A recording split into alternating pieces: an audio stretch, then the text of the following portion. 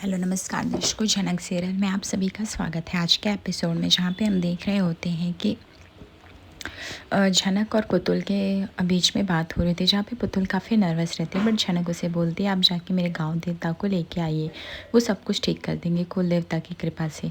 तभी यहाँ पे पुतुल बोलती है ठीक है झनक, मैं लेके आती हूँ, तुम यहीं रुको और कहीं जाना मत। उसके बाद वो चली जाती है पुतुल। दूसरी तरफ हम देखते हैं यहाँ पे जेठू का ऑपरेशन का प्रोसेस जो होता है वो स्टार्ट होता है, बट जेठू की हालत काफ़ी गंभीर दिखाई देती है। यहाँ पे घर वाले सभी लोग जो होते हैं काफ़ी टेंशन में रहते हैं, क्योंकि इतना बड़ा ऑपरेशन चल रहा है। उसके बाद पुतुल जो होती है वो लेके आती है कुल देवता को और वो जनक को देती है। जनक अपने कुल देवता से माफ़ी मांगती कि मैंने इतने दिनों से आपकी पूजा नहीं की, मुझे माफ़ कर दीजिए। उसके बाद वह भगवान गणपति जी के चरणों में रखती है और वहाँ से उनकी पूजा स्टार्ट करती है। और वो बोलती है कि हमारे मुखिया जी को ठीक कर दीजिए, वो बहुत भले इंसान हैं, आज तक जो मैंने मांगा वो सब कुछ आपने दिया है, तो मैं चाहती हूँ मेरे भगवान जी भी जल्द से जल्द ठीक हो जाएं। अब इससे ज़्यादा कुछ भी नहीं चाहिए। तभी हम देखते हैं कि वहाँ पे हॉस्पिटल में एक अनाउंसमेंट होती है जेठू की फैमिली के लिए कि जो जो उनकी फैमिली से बिलोंग करता है चला आए। उसके बाद यहाँ पे अनिरुद्ध और ऋषि सब लोग दौड़ के आते हैं। पुतुल बोलती है झनक बाबा के लिए बुलाए जा रहे हैं, कहीं बाबा की हालत ख़राब तो नहीं है। झनक बोलती है पुतुल दीदी प्लीज़ आप इस तरह से सोचिए मत, जो होगा अच्छा होगा, यही सोच के चलिए, मैं बोल रही हूँ ना आपको, इतना डरने की भी ज़रूरत नहीं। उसके बाद जो होती है झनक पुतुल के साथ चलते हैं और यहाँ पे ऋषि पहुँच जाता है पहले, जहाँ पे डॉक्टर बोलते हैं कि हमें ब्लड की कमी हो रही है, तो प्लीज़ किसी का ओ नेगेटिव ब्लड हो तो प्लीज़ अरेंज कराइए। तभी ऋषि बोलता है आपके हॉस्पिटल में तो पहले से ही इन्फॉर्म्ड है। डॉक्टर्स बोलते हैं बट वो कम पड़ रहा है बिकॉज ब्लड का काफ़ी लॉस हो चुका है, तो इफ़ अगर आपकी फैमिली में है या कोई पहचान में है तो उनको बुलवाइए और फटाफट ब्लड का अरेंज कराइए। उसके बाद यहाँ पे सब लोग टेंस्ड हो जाते हैं, समझ ही नहीं आता क्या करें। जहाँ पे झनक और पुतुल जो होती है रो रही होती है और झनक उसे समझाते हुए ला रही होती है कि पुतुल दीदी मत डरिए, अगर कुछ भी ऐसी वैसी बात होगी जो मेरे लायक होगी मैं कर लूँगी, आप घबराइए मत। तभी यहाँ पे हम देखते हैं कि अनिरुद्ध बोलता है कि आई थिंक हमें काम करना चाहिए, हमारे जो जो कॉन्टैक्ट्स में लोग हैं हमें उन्हें कॉल करके पूछना चाहिए कि ब्लड का क्या अरेंजमेंट है। ऋषि सबको कॉल कर रहा होता है, जहाँ से सिर्फ उसे ना सुनने को मिलता है। यहाँ पे सुजीत भी कॉल करता है, लेकिन अरेंजमेंट फटाक से नहीं हो पाएगा, उसको 1-2 दिन लगेगा। अनिरुद्ध भी उसी काम पे लगा रहता है। और अभिमन्यु भी, तो अभिमन्यु बताता है उसका बड़ा भाई है इसलिए उसे ब्लड चाहिए, बट कहीं से भी ब्लड का अरेंजमेंट नहीं होता। चारों लोग अपने फ़ोन से सिर्फ जांच पड़ताल कर रहे होते, बट किसी को कहीं से भी कोई होप नहीं नज़र आता है। ऋषि काफ़ी गुस्से में आ जाता है। ऋषि बोलता है हाउ कैन दिस पॉसिबल कि किसी के पास ब्लड ही नहीं है, मुझे कुछ समझ में ही नहीं आ रहा है। डॉक्टर जो होते हैं वो अपने जूनियर्स को डांट रहे होते कि हाँ हॉस्पिटल इतना लापरवाह कैसे हो सकता है, जब भी पता है कि मैं ब्लड की अरेंजमेंट करनी है तो ये कैसे हो सकता है, जाओ फटाफट ब्लड का अरेंजमेंट करो। उसके बाद डॉक्टर मेहुल आते हैं और डॉक्टर सुरजीत से बात करते हैं और बोलते हैं कि डॉक्टर सुरजीत आप फटाफट ब्लड का अरेंजमेंट कराइए, अगर ऐसे नहीं करेंगे तो पेशेंट की जान को काफ़ी कॉम्प्लिकेशंस आ सकती हैं।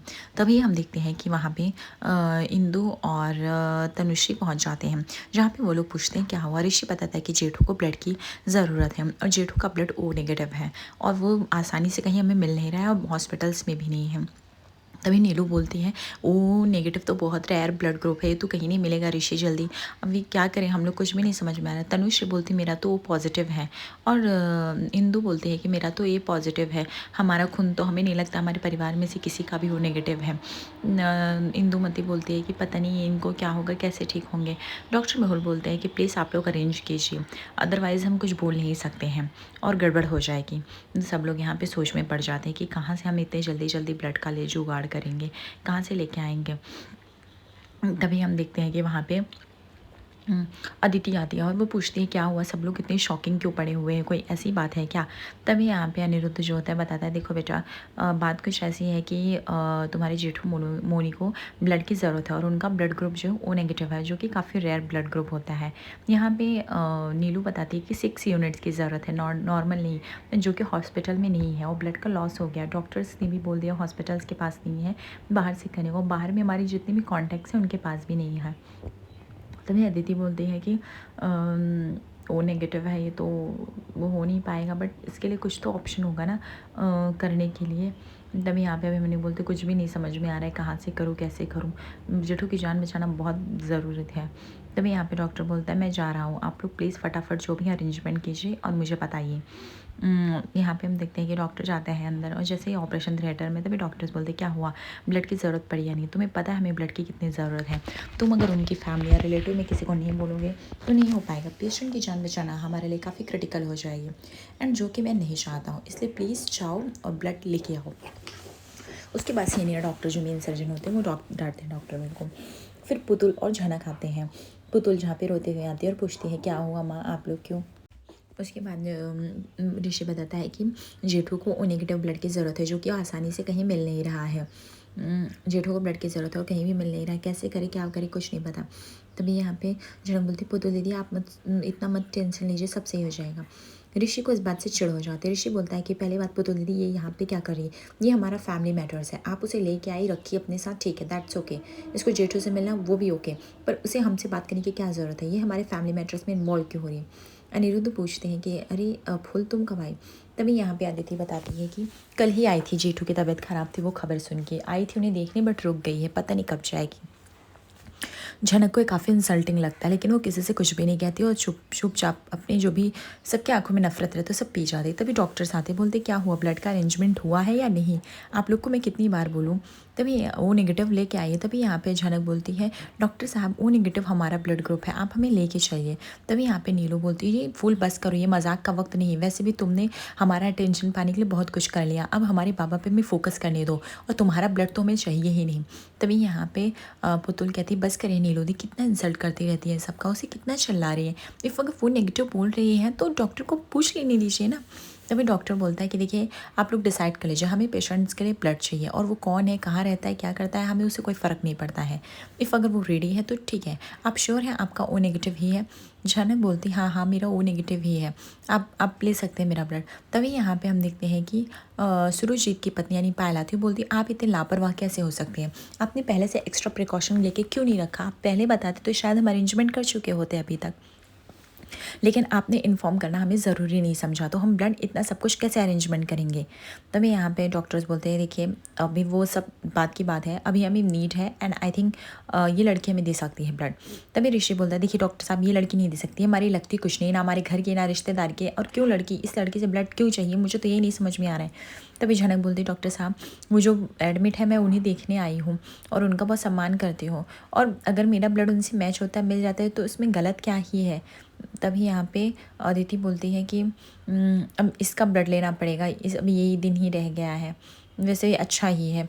तभी यहाँ पे ऋषि बोलते हैं कि तुम्हारा तमाशा बंद हो गया तो चली जाओ। जनक बोलती है आपको जो लड़ना है झगड़ना है वो बाद में लड़ लीजिएगा, मेरे लिए अभी मुखिया जी की तबीयत बहुत इंपॉर्टेंट है, चलिए डॉक्टर साहब आप मुझे लेके। उसके बाद डॉक्टर जो होते हैं उसको इमरजेंसी वार्ड में लेके जाते हैं ब्लड चढ़ाने के लिए, जहाँ पे सीनियर डॉक्टर बोलते हैं कि क्या करने जा रही हूँ, वो बोलती है मैं ब्लड टेस्ट करने जा रही हूँ। तभी वो नर्स को डांटने लगते हैं, बोलते हैं ब्लड टेस्ट करने का वक्त नहीं है, उसमें खुद ही 1 घंटा लग जाएगा, हमें इनका ब्लड तुरंत लेना पड़ेगा, आर यू श्योर कि आपका ओ नेगेटिव ही है। जनक बोलती हाँ हम गाँव में एडमिट हुए थे कुछ दिन पहले ही, तभी मुझे पता चला मेरा ब्लड ओ नेगेटिव है, वो रिपोर्ट्स पे था। ऋषि को गुस्सा आ जाता है, वो भड़क जाता है कि आप कैसे डॉक्टर्स हो सकते हैं, विदाउट किसी का ब्लड रिपोर्ट जांचे बिना लिए आप उसको बोल सकते ब्लड चढ़ाए, को भी मेरी जेठू मोनी को, वो भी ऐसे क्रिटिकल कंडीशन में, मान लो इसका ब्लड कुछ और हुआ तो क्या करेंगे, और ये कुछ श्योर नहीं है कि क्या होगा क्या नहीं होगा। अदिति भी बोलती है और वैसे भी लड़की पढ़ी लिखी नहीं, इसको क्या पता वो नेगेटिव वो पॉजिटिव क्या होता है। तभी डॉक्टर बोलते हैं कि देखिए हमें हमारा काम करने दीजिए, इफ़ अगर वो श्योर है दैट मीन्स उसका नेगेटिव ही रहेगा। ऋषि बोलता है मैं ये हॉस्पिटल बंद करा दूंगा अगर मेरे जेठू को कुछ हुआ तो। डॉक्टर बोलते हैं धमकियाँ किसी और को देना, मेरे लिए भी पेशेंट की जान इंपॉर्टेंट है और विदाउट टाइम वेस्ट किए हमें लेके जाना पड़ेगा। उसके बाद वो झनक को लेके चले जाते हैं। बाहर सभी लोग घबराए हुए रहते हैं। तभी झनक जो होती है ब्लड दे के निकलती कुछ देर बाद। पुतुल बोलती है झनक तुम सही हो ना। झनक बोलती है हाँ। पुतुल बोलती है काम करो चलो तुम कुछ नाश्ता पानी कर लो। इसके बाद वो उसको लेके जाने लगती है। तभी यहाँ पे ऋषि बोलती है दिखा काका देखा ये लड़की ब्लड दे के चली आई, पता नहीं इसका ब्लड क्या है कैसा है, अगर जेठू को कुछ हुआ ना तो मैं लड़की को छोड़ूंगा नहीं। सुरजीत बोलते हैं कि काम डाउन ऋषि, इफ़ अगर वो बोल रही है कि उसका ओ नेगेटिव है, इतनी बात से बोल रही है तो आई थिंक वो नेगेटिव होगा, हमें उसकी बात सुननी चाहिए। तभी ऋषि बोलता है काकू अगर जेठू की बात नहीं होती तो हम नहीं सुनते उसकी बात, बिल्कुल भी नहीं सुनते आज उसकी बात। तभी सुरजीत बोलता है आखिर क्या कर सकते थे, हमारे पास कुछ ऑप्शन भी तो नहीं था। अदिति बोलती है हमें तो उसका ब्लड लेने की ज़रूरत ही क्या थी, मुझे तो यही नहीं समझता है। अब वो ब्लड देके और महान बन जाएगी और इस घर में बोलेगी मुझे रहना है, मैं जेठू का देखभाल करूँगी। तभी यहाँ पे पुतुल जो थे झनक को बोलती, देखा तुम्हारे इतने हेल्प के बाद भी तुम्हें लोग कितना सुना रहे हैं, मुझे अच्छा नहीं लग रहा है फूल, प्लीज़ मुझे माफ़ कर दो। झनक बोलती, मुखिया जी के लिए अगर हमें पूरे शरीर का भी भाग का खून देना पड़ता ना पुतुल दीदी, हम हंसते हंसते दे देते। मुझे इनकी बात सुनने में कोई भी डर नहीं है, चलिए आप। तभी सब लोग यहाँ से भगवान से प्रे कर रहे होते, क्योंकि यहाँ पे ऑपरेशन चल रहा होता है और सभी लोग बस भगवान से यही प्रे कर रहे होते हैं कि जेठू किसी तरह सेफ़ हो जाए और सेफ्टी से निकल जाए। डॉक्टर्स बोलते हैं कि पेशेंट अभी लगता है स्टेबल होने की कोशिश कर रहा है, that is a very good. पुतुल रो रही होती है, झनक बोलती है, क्यों पुतुल दीदी आप क्यों रो रही हैं? पुतुल दीदी कहती है, बस मैं नहीं चाहती फुल, इतना सब कुछ करने के बाद मेरे बाबा को कुछ अगर होगा तो सब लोग तुम्हें और दोष देंगे, और मैं अपने बाबा के बिना नहीं रह सकती, बाबा माँ इन लोग के ही साथ रहती हूँ। तभी झनक बोलती है कि पुतुल दीदी हो जाएगा सब अच्छा, आप टेंशन मत लीजिए। पुतुल बोलती, झनक तुम कितनी अच्छी हो, फिर भी लोग तुम्हारे बारे में क्या कुछ नहीं बोलते, फिर भी तुम उनको माफ़ कर दे रही हो, तुम सच में बहुत अच्छी मेरी बहन जैसी हो। जनक बोलती, क्या हुआ, मुखिया जी की बेटी भी तो हो ना मैं, और बेटी होने का मतलब सिर्फ यही नहीं होता है कि सिर्फ अपनी सेवा कराना, कुछ हमारा फ़र्ज़ भी बनता है, कुछ मेरा दायित्व भी होता है उनके प्रति जो कि मुझे निभाना है। पुतुल बोलती है, मुझे पता है फूल, तुम सिर्फ और सिर्फ बाबा के लिए आई हो, कभी अपने इंसल्ट सहने वालों में से नहीं हो तुम। अगर तुम्हें लाइफ में कभी भी कुछ भी हेल्प लगे तो बताना। फूल बोलती, मुझे कोई और हेल्प नहीं पुतुल दीदी, सिर्फ मुझे एक ही हेल्प चाहिए, मुझे मेरे बाबा को ढूंढना है। गाँव में सुने हैं अपनी अम्मा से कि हमारे बाबा कोई बहुत बड़े इंसान है, मतलब अमीर इंसान है, जाने माने हैं, पर हम उनको कभी ना देखे ना जाने हैं। जिस दिन मिलेंगे उनकी आंखों में आंखें डालकर यही पूछेंगे, क्यों हमारी अम्मा को छोड़ दिए। उसके वजह से हमारी अम्मा को कितना कुछ सहना पड़ा, सब कुछ गांव में ही ज़िंदगी बितानी पड़ी। मेरी अम्मा पढ़ी लिखी थी, शहर की थी, पता है गांव में सारी औरतों को पढ़ना लिखना उन्होंने सिखाया। जो मुझे थोड़े बहुत इंग्लिश आते हैं वो मेरी अम्मा की वजह से। और मेरी अम्मा क्या इंग्लिश बोलती हैं आपको पता है, पहले शहर में ही रहती थी, पर इतना मुसीबतों के सब कुछ के बाद उन्हें गाँव जाना पड़ा, और गाँव में फिर उसके बाद मैं उनके पेट में आ गई और मेरा भी वहीं पे पालन पोषण है। अम्मा आज तक मुझे नहीं बता पाई बाबा के बारे में, कौन है, कहाँ रहते हैं, कैसे दिखते हैं। लेकिन पुतो दीदी जिस दिन वो मिलेंगे ना, हम उनसे ज़रूर पूछेंगे कि ये सब आखिर उन्होंने क्यों किया, इससे कितनी तकलीफ़ होती है। अम्मा की आंखों में हमने देखा है तकलीफ़। और परासर बाबूजी, उन्होंने भी गाँव के लिए बहुत कुछ किया है, जिसे हम बाबूजी कहते हैं पर हमारे बाबूजी हैं नहीं, वो हमें बिटिया की तरह पाले पोसे। मुझे भी एक दिन पढ़ लिख के बहुत बड़ा इंसान बनना है, करना है। और रही बात शहरी बाबू की, तो इसमें उनकी कोई गलती नहीं थी, नसीब का खेल था, इसलिए उनकी शादी हमसे हो गई। हमारे बाबा हमारी अम्मा को छोड़ के चले गए थे ना, रिश्ता को निभाए नहीं, तो तभी से हो गया कि आज के बाद कोई लड़का लड़की साथ में पाएंगे तो शादी करा देंगे। बस इन्हीं सब के वजह से आज ये सब हो रहा है। तभी अदिति जो होती है वो बहुत टेंस्ड रहती है, वो बोलती है, ऋषि मुझे समझ में ही नहीं आ रहा, मैं एक बात तो क्लियर है, मैं कहीं भी चली जाऊँ ये लड़की मेरा पीछा नहीं छोड़ने वाली है, मैं कहीं भी दुनिया के किसी भी कोने में रहूँ ये लड़की आ जाएगी।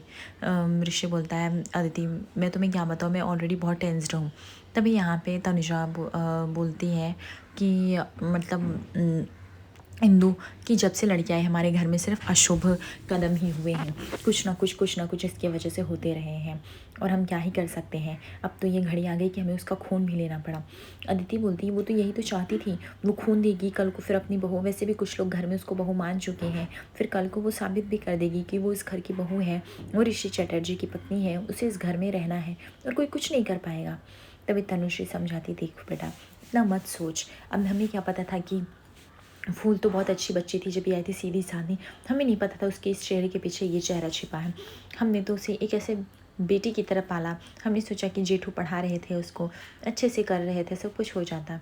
तभी अदिति बोलती, मुझे डर लगता है ऋषि, अगर मैं तुम्हें छोड़ना चाहूँ ना, फिर भी ये लड़की मेरी ज़िंदगी में है, मुझे बहुत डर लगता है। ऐसा लगता है कि कुछ बड़ा होने वाला है, कुछ बड़ा छीनने वाला है मेरे से।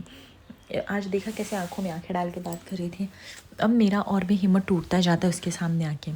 अभिमन्यु बोलता है, ऋषि अदिति कॉमन यार, तुम लोग क्या सोच रहे हो। देखो अदिति, पहली बात तो ये बेटा सुनो, जैसे ऋषि के साथ ज़बरदस्ती हुई वैसे उसके साथ भी हुई, दोनों की कोई गलती नहीं।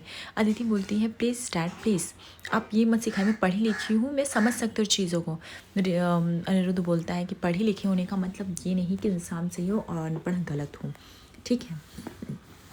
जैसे तुम चीज़ों को समझने लगोगी तुम्हें सब पता चल जाएगा क्या सही है क्या गलत है। अदिति बोलते स्टॉप इट डैड, मेरा सोचना समझना सब कुछ उसी दिन बंद हो गया जिस दिन मुझे धोखा लगा, और मैं अब ऋषि के साथ घर भी कैसे बसाने का सोच सकती हूँ। वो लड़की आज खड़े होकर यहाँ पे बोली, कल को क्लेम कर सकते हैं, अभी ब्लड भी दे दिया जेठू को, वो महान बन चुकी है, और इस ये सब महानता सिर्फ उसके साइड से हो रही है, वो जो चाह रही है वो हो रही है। मैं अनफॉर्चुनेटली ना मैं ऋषि हार चुकी हूँ। आज रात के एपिसोड में देखेंगे जहाँ पे झनक का एक्सीडेंट हो जाता है, गाड़ियों के भिड़ने की वजह से झनक को एडमिट किया जाता है, और ऋषि जो होता है वो पता नहीं क्यों झनक को देखने चला जाता है। शायद ऋषि के दिल में झनक के लिए प्यार बढ़ रहा है। आगे एपिसोड पे सिर्फ बने रहिए दर्शकों, लाइक और सब्सक्राइब करिए फॉर मोर अपडेट्स। धन्यवाद।